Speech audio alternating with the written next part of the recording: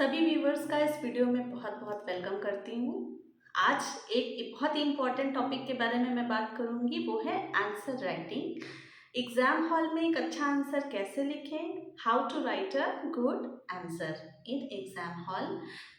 सबसे पहले आपको ये समझना होगा कि आंसर राइटिंग एक आर्ट है और किसी भी आर्ट में परफेक्शन के लिए आपको टाइम चाहिए होता है, प्रैक्टिस चाहिए होती है। इसीलिए आंसर राइटिंग की रिगरस प्रैक्टिस बहुत ज़रूरी है और ये मेंस को क्वालिफाई करने का सबसे पहला रूल भी है कि रिगरस आंसर राइटिंग प्रैक्टिस हमें ज़रूर से ज़रूर करनी है। अगर आप बिगिनर हैं तो ज़ीरो से आंसर राइटिंग की शुरुआत कैसे करें, इसके लिए ऑलरेडी मैंने अपने चैनल पे वीडियो डाला हुआ है, आप उस वीडियो को भी ज़रूर देखें। एस्पिरेंट्स एक अच्छा आंसर लिखने के लिए आपको कुछ चीज़ें या मैं कहूँगी कुछ ऐसे रूल्स हैं मेंस को क्लियर करने के जिनको फॉलो करना आपको बहुत ही ज़्यादा ज़रूरी है। जिसमें से पहला रूल ये है, जो पूछा जाए सिर्फ उसी का आंसर लिखना है और जितना पूछा जाए सिर्फ उतना ही आंसर में लिखना है। आप हमेशा ये ध्यान में रखें कि एग्जामिनेशन हॉल में आपको कॉपी भरने के या वर्ड्स ज़्यादा लिखने के नंबर नहीं मिलते हैं, आपको नंबर मिलते हैं अच्छे कंटेंट पे, प्लस आपने क्वेश्चन में जो डिमांड की गई है आपने उस डिमांड को फुलफिल किया है या नहीं। नंबर इसके होते हैं, ना कि पेज भरने के नंबर आपको मिलते हैं। अगर आप अच्छी क्वालिटी का कंटेंट कम शब्दों में लिखते हैं तो उसको ज़्यादा वरीयता दी जाती है और अच्छे मार्क्स भी आपको उसी पे मिलते हैं। फॉर एग्जाम्पल मेंस का एक टॉपिक है ग्लोबलाइजेशन। आप सभी जानते हैं ग्लोबलाइजेशन में हम तमाम सारी चीज़ें पढ़ते हैं। तो जब इस तरह के टॉपिक्स पे कोई क्वेश्चन आ जाता है तो एस्पिरेंट्स के अंदर बहुत ही जिज्ञासा हो जाती है। जितना उन्होंने पढ़ा होता है वो सब कुछ उस एग्ज़ाम में लिखना चाहते हैं, क्योंकि वही एक ऐसा दिन है उन्होंने जितना पढ़ा है उसको शो करने का। लेकिन यहाँ पर ये मिस्टेक आपको नहीं करनी है। आपको जो पूछा जाए सिर्फ उतना ही आंसर करना है। जैसे मैंने एग्जांपल लिया ग्लोबलाइजेशन का। ग्लोबलाइजेशन में हम तमाम सारी बातें पढ़ते हैं। ग्लोबलाइजेशन से रिलेटेड आप positive impact, negative impact, globalisation की डिफिनीशन पढ़ते हैं। इसके बाद ग्लोबलाइजेशन के इम्पैक्ट पढ़ते हैं अलग अलग क्षेत्रों पे, जैसे एग्रीकल्चर पे, इन्वायरमेंट पे, इकोनॉमी पे, वुमेन पे, सोसाइटी पे। तो अगर क्वेश्चन आ जाता है कि ग्लोबलाइजेशन का महिलाओं पर क्या प्रभाव पड़ा है, तो अनलेस एंड अनटिल जब तक आप इस पर्टिकुलर चीज़ को एड्रेस करके आंसर नहीं लिखेंगे और इससे रिलेटेड डेटा, इससे रिलेटेड फैक्ट, इससे रिलेटेड पॉइंट आप नहीं लिखेंगे, आप कुछ और लिखेंगे, जैसे आपने एग्रीकल्चर पे इम्पैक्ट या इकोनॉमी पे इम्पैक्ट लिखना शुरू कर दिया, तो आपको फिर अच्छे नंबर नहीं मिलेंगे, एवरेज नंबर ही मिलेंगे। तीसरा रूल है आंसर राइटिंग का कि आपको क्वेश्चन के सभी पार्ट्स को एड्रेस करना है। अमूमन जितने भी क्वेश्चन आते हैं एग्जाम में उसमें मिनिमम 2 से 3 पार्ट तो होते ही होते हैं। आपको सभी पार्ट को एड्रेस करते हुए आंसर को लिखना है। इसका सबसे अच्छा तरीका है कि आप जितने पार्ट्स पूछे गए हैं क्वेश्चन के आंसर को उतने पार्ट में ब्रेक कर लीजिए और उतने पार्ट्स आप हेडिंग में यूज़ करिए। जो चीज़ पूछी गई है जिस पार्ट में, आप उसी की हेडिंग डाल दीजिए और उससे रिलेटेड पॉइंट उस हेडिंग के अंदर लिखेंगे तो एग्जामिनर को, इवेल्युएटर को सामने ही वो दिख जाएगा कि हाँ इस क्वेश्चन का ये पार्ट आपने सारे पार्ट एड्रेस किए हैं। फॉर एग्जाम्पल एक क्वेश्चन आता है कि एनजीओ क्या है। एनजीओ यानी स्वयंसेवी संगठन। एनजीओ क्या है, एनजीओ की समाज में क्या भूमिका है और हाल ही में सरकार ने एनजीओ को विनियमित करने के लिए क्या नियम लागू किए हैं। तो जब तक आप ये 3 पार्ट्स में क्वेश्चन है और इन तीनों पार्ट से रिलेटेड कंटेंट नहीं लिखेंगे, इन तीनों पार्ट से रिलेटेड डेटा वगैरह नहीं लिखेंगे, तब तक आपको अच्छे नंबर बिल्कुल नहीं मिलेंगे। तो इस चीज़ को ध्यान में रखना है कि क्वेश्चन के सभी पार्ट्स को आपको एड्रेस करते हुए आंसर को लिखना है। अगली और कुछ चीज़ें जो आपको ध्यान में रखनी है कि आंसर में, मानती हूँ आंसर में कभी भी गलत डेटा ना दें। मैं मानती हूँ कि आंसर में डेटा लिखने से मार्क्स आपको अच्छे मिलते हैं, डेटा रिक्वायर्ड होता है। कुछ पेपर्स में तो बहुत ही ज़्यादा डेटा की ज़रूरत होती है, लेकिन कभी भी आपको गलत डेटा नहीं लिखना है। जितना आपको सही सही डेटा पता है आप वही डेटा लिखिए। कभी भी मैनिपुलेट करने वाली चीज़ें कभी भी ना लिखें, इससे बहुत ही निगेटिव इम्पैक्ट जाता है। अब थोड़ा सा आंसर की स्ट्रक्चरिंग को समझ लेते हैं। किसी भी आंसर को लिखने के लिए आपको आंसर को 3 पार्ट में डिवाइड करके प्रेजेंटेशन करना होता है, जिसमें से पहला पार्ट होता है इंट्रोडक्शन का, दूसरा पार्ट होता है आंसर का मेन बॉडी पार्ट और तीसरा पार्ट होता है कंक्लूजन का। अब बहुत सारे एस्पिरेंट्स इसमें कंफ्यूज रहते हैं कि क्या हमें ये हेडिंग डालनी है कि ये इंट्रोडक्शन हेडिंग डाली, फिर उसमें कुछ लिखा, फिर बॉडी हेडिंग डाली और फिर कंक्लूजन हेडिंग डाली। तो ऐसा बिल्कुल भी नहीं करना है, आपको ये तीनों हेडिंग नहीं डालनी होती है।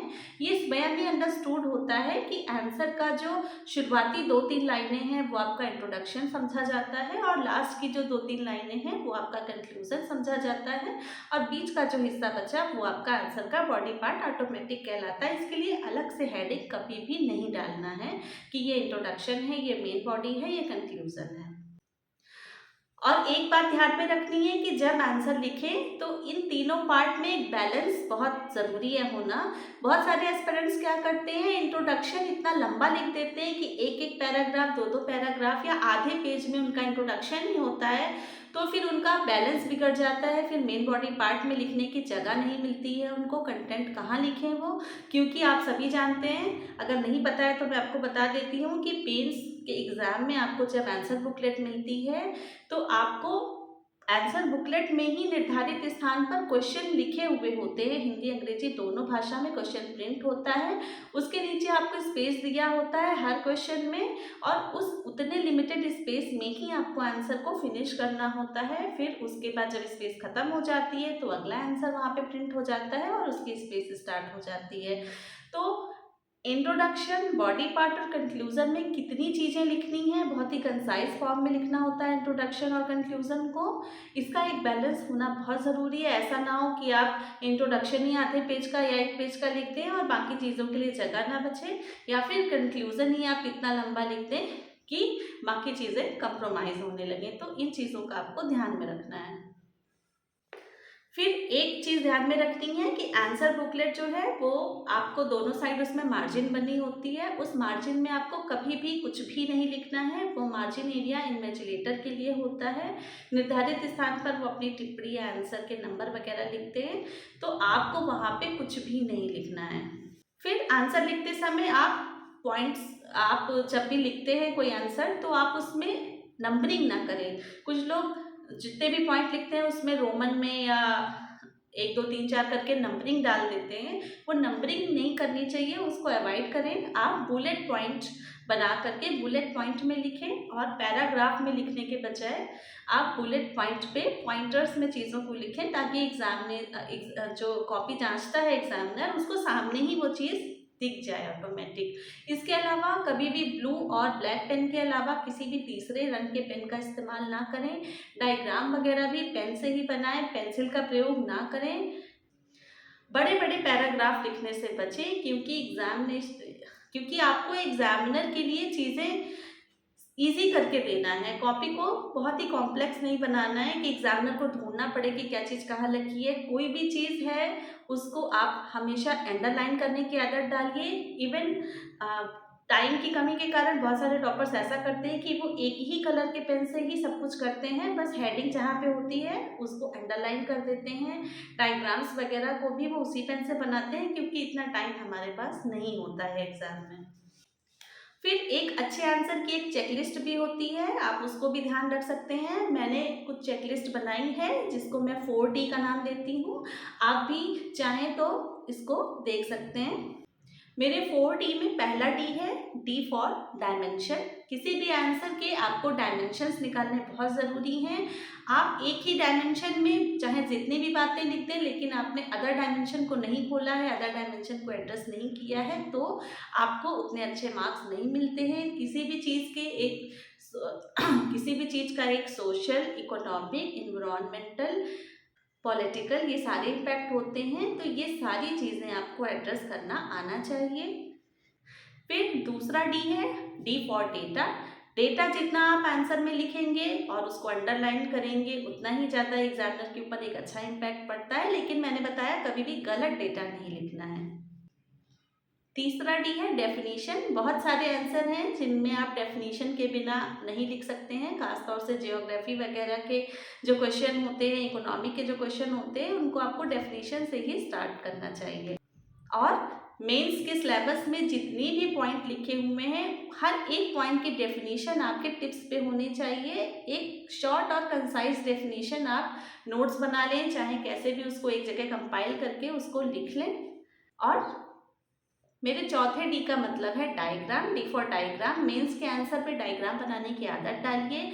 छोटे छोटे आप पाई चार्ट बनाएं, छोटे छोटे लीनियर डायग्राम बनाएं। बहुत ही कॉम्प्लेक्स डायग्राम कोई ऐसे नहीं बनाने होते हैं। सिंपल एक डायग्रामेटिक रिप्रेजेंटेशन करना होता है आपको, सिर्फ उन बातों का जो आप कहना चाहते हैं। और डायग्राम हमारी बहुत हेल्प करते हैं वहाँ पे जहाँ पे हमारे पास टाइम कम होता है और कंटेंट हमारे पास ज़्यादा होता है लिखने के लिए। तो बजाय आप बुलेट पॉइंट्स लिखने के, बजाय आप पैराग्राफ या सेंटेंस बनाने के, अगर आप एक सिंपल सा डायग्राम बना करके ऐसे उसमें एरो निकाल के चारों ओर उसमें आप अपनी चीज़ों को लिख देते हैं तो वो ठीक से विजिबल भी होती हैं, प्लस आप कम समय में ज़्यादा चीज़ों को हाईलाइट भी कर पाते हैं।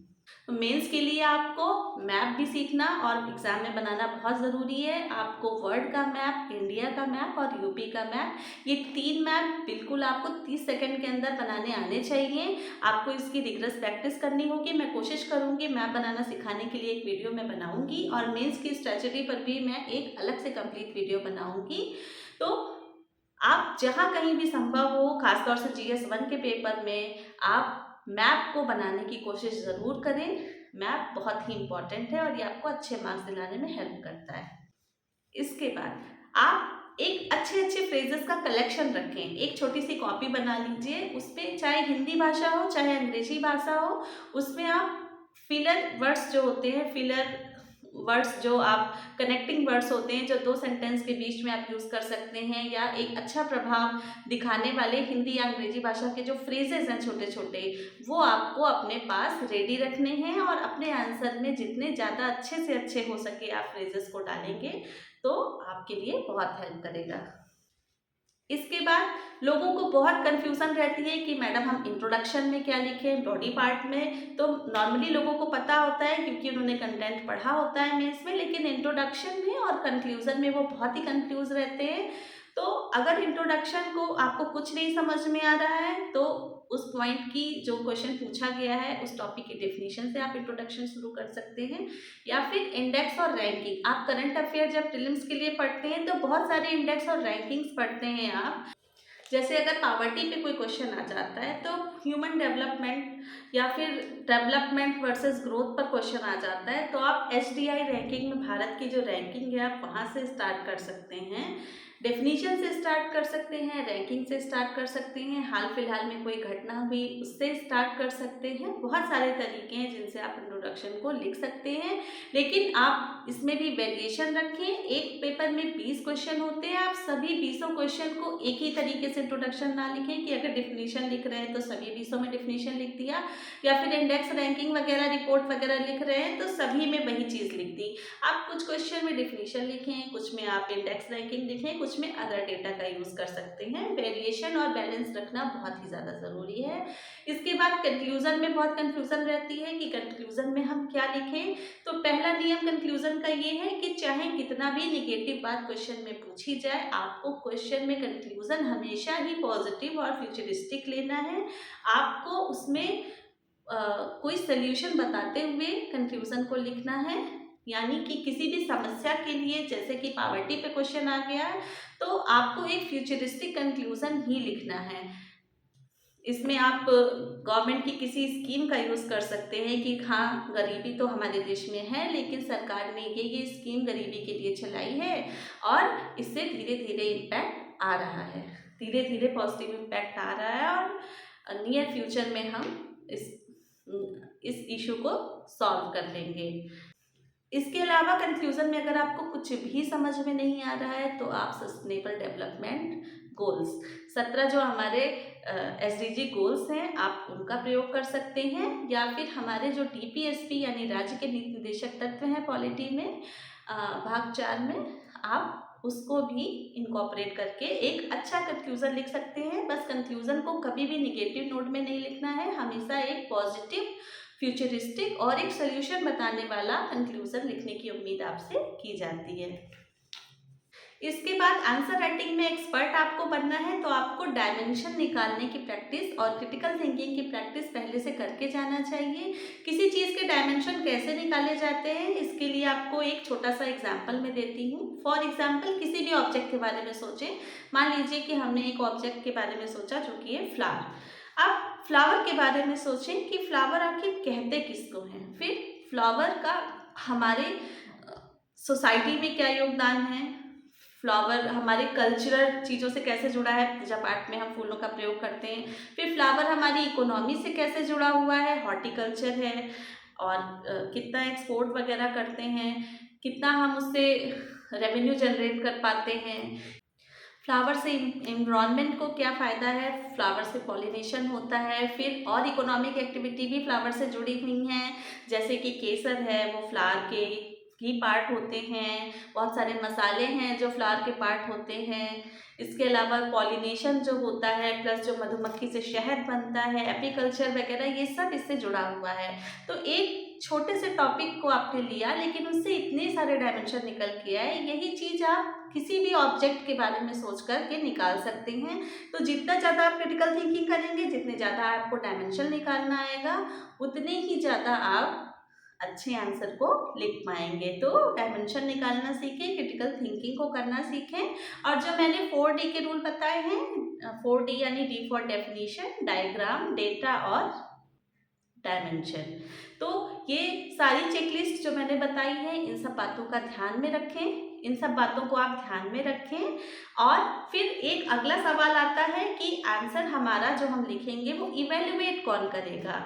इसी डर से बहुत सारे एस्पिरेंट्स आंसर लिखना ही शुरू नहीं करते। उन्हें लगता है कि आंसर राइटिंग की प्रैक्टिस करना बहुत ज़रूरी है और अपने आंसर आप खुद इवेल्युएट करिए। आप जब अपने लिखे हुए आंसर को खुद पढ़ेंगे तो आपको वर्तनी की गलतियां पता चलेंगी।